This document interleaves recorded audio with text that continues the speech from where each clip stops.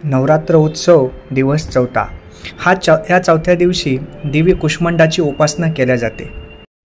या दिवशी साधक हा अनाहत चक्रामध्ये असतो। आपले सण वार उत्सव हे देखील एका योगसिद्धीनं आणि विज्ञानानं परंपरागत असलेले आहेत। या नवरात्रीच्या दिवसामध्ये योगसिद्धीचे महत्त्व आपल्याला प्राप्त होते आणि योगसिद्धी देखील आपल्याला प्राप्त होऊ शकते। कारण या दिवशी जो अनाहत चक्रामध्ये साधक असतो तो अनाहत चक्राद्वारे आपली योगसिद्धी सिद्ध करत असतो। योगाचं महत्त्व आपल्याला माहितीच आहे। मन शरीर हे शुद्ध कसं ठेवलं जाईल ह्याचं काम योग करत असतं आणि ह्या शरीर शुद्धीच्या माध्यमातून आपलं जीवन प्रसन्न आणि चांगलं होत असतं। जेव्हा ब्रह्मांडाची निर्मिती झाली तेव्हा ती सृष्टीची निर्मिती होताना ब्रह्मांडाची निर्मिती करणारी देवी म्हणून कुष्मांडा देवीला ओळखलं जातं आणि आदी स्वरूपात असल्यामुळे ती आणि सुरुवातीपासून असल्यामुळेच तिला आदिशक्ती असं देखील म्हणलं जातं। या देवीचा निवास हा सूर्यमंडलामध्ये असतो।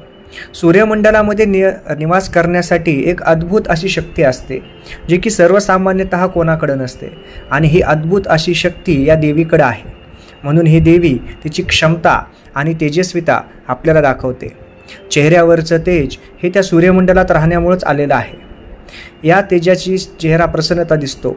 ह्या प्रसन्न चेहरा आपल्याला नेहमी चांगल्या गोष्टीसाठी प्रेरणा देत असतो।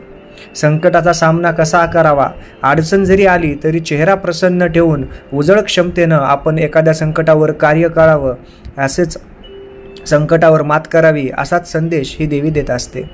या देवीला 8 हात आहेत। या 8 हातामुळेच तिला अष्टभुजा देखील म्हणलं जातं।